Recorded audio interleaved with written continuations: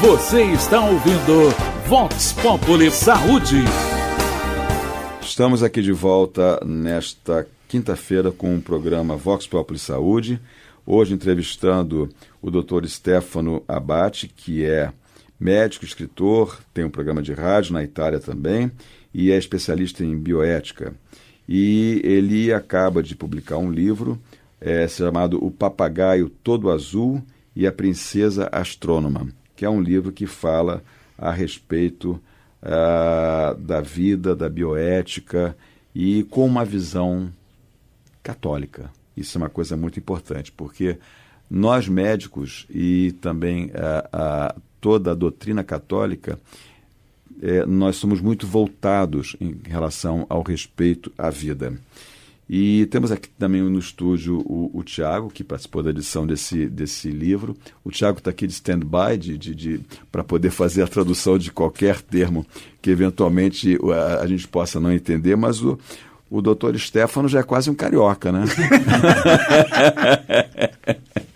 Eu tenho que decidir para que equipe está. De equipe Flamengo, de futebol. mas Flamengo, obviamente. Mas Flamengo, imagina Flamengo. se tem É a equipe de Zico. Tá bom. Mas o senhor veja como é que nos Estados Unidos foi feita essa experimentação e parece que não foi a única, né, doutor Stefano? Sim, porque a começo dos anos 60, a fim dos 50, foi experimentada a pílula anticonceptiva em Porto Rico. E depois foi comercializada. Os primeiros que pesquisavam isso eram de Gerassi e Pincus, não? E quando foi comercializada, a feminista daquele tempo, que era uma feminista muito séria, e se haviam dado conta que a experimentação não era suficientemente feita para comercializar um produto que tinha tan efeitos colaterais.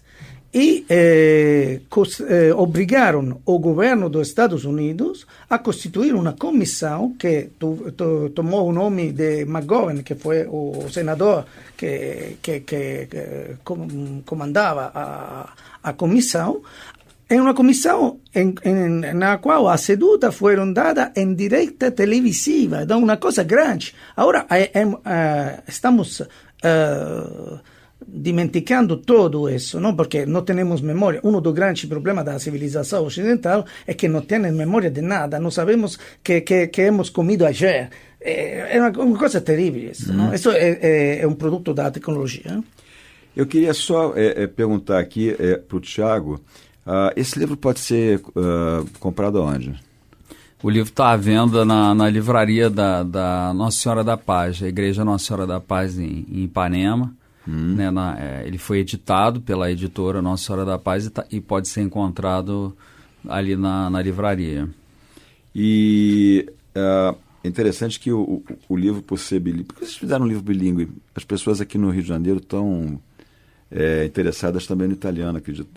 Isso é uma coisa interessante, né? É engraçado. Quem quiser, inclusive, aprender italiano, porque italiano não é uma língua tão difícil. É uma língua de origem latina, existem alguns termos que são bastante comuns às duas línguas, então até uma oportunidade, né? A gente, às vezes eu consigo ler um pouco italiano. Eu estava comentando com o doutor Stefano antes do programa que meu avô era do Vêneto, então o que eu aprendi quando era criança, ouvindo o meu tio-avô falando principalmente, não era o italiano, era o romano, era o italiano, né? Era o Vêneto, e aí não é a mesma coisa que o italiano, né? Mas eu queria saber a sua visão a respeito da dimensão do ser humano através do ato médico, principalmente considerando essa medicina tão tecnológica que nós temos. É uma coisa que a gente fica vendo que existe uma tendência do distanciamento do médico com o paciente porque o toque, às vezes, desapareceu da consulta, da conversa. A gente sabe muitas vezes que existem alguns exames que a ressonância nuclear magnética faz melhor do que a mão do médico apalpando o abdômen. As técnicas que a gente usava antigamente para fazer um diagnóstico de um câncer de rim, por exemplo, as técnicas de semiologia, quer dizer, de como examinar o paciente, são técnicas que a gente não faz mais, porque existem outros exames que diagnosticam tumores pequenininhos que a nossa mão não consegue nem alcançar. Porém, essa tecnologia às vezes afasta um pouco, né, o médico da dimensão do ser humano. Como é que o senhor vê isso? Antes de tudo, temos que dizer que a tecnologia é uma coisa boa. Sim. Em geral. Em geral, é coisa boa. E a demonstração disso é que a vida é mais longe que antes, não? A idade da vida, sim, a idade média, as pessoas estão vivendo mais. Isso é o grande resultado. Eu vivo no meio de problemas da saúde como o câncer, como o cancro.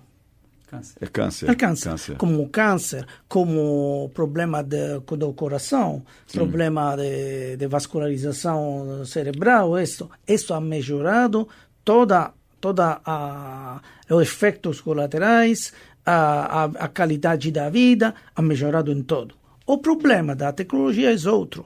É como entra na cabeça da gente a solução total de todos os problemas. E o primeiro que pensa assim sou o médico mesmo. E a direção que toma o perigo da tecnologia é nela ultra especialização médica que se aleja de uma visão holística, dizemos, uma visão total, integral da pessoa que está em frente do médico, não? E o médico tem a tentação de dizer: meu papel é somente isso de aplicar um protocolo desta enfermidade. Tem esta enfermidade, tem esta solução farmacológica, tecnológica. Mas a vezes, sobretudo no paciente já maior, não é que tem somente um problema, tem muitos pequenos problemas que são coligados. E muitas vezes passa que uma pessoa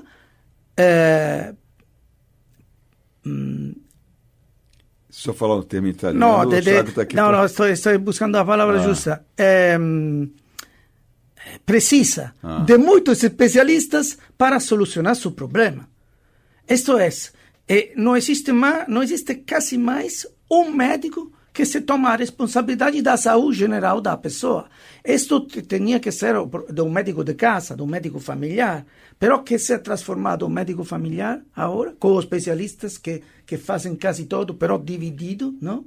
Isto é um problema dos médicos que vão em direção da especialização e perdem a capacidade de comunicar com a pessoa na saúde geral, não do singulo problema. Do singulo problema, o especialista sabe todo, o singulo problema. O outro problema é a visão total da pessoa. E na cabeça do paciente, do malado, do enfermo, a tecnologia cria a ilusão que todos os problemas são solucionáveis.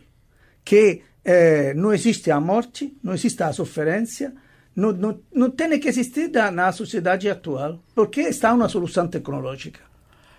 Só mencionou um dado aí que é um dado difícil, que é a questão do sofrimento e da morte, né? Qual é a dimensão que isso aí tem? Até porque, se nós pensarmos como a medicina é vista, como o médico é visto pelo paciente, a gente tem que lembrar que nas civilizações mais primitivas, a doença era vista invariavelmente como um castigo divino. E todos os processos de cura passavam obrigatoriamente por algum processo também de reconciliação com a divindade. E a figura do médico se misturava um pouco com a figura do sacerdote. A gente tem as tribos indígenas ainda aqui no Brasil, ainda tem a figura do pajé, que ao mesmo tempo é o médico e é o sacerdote, né?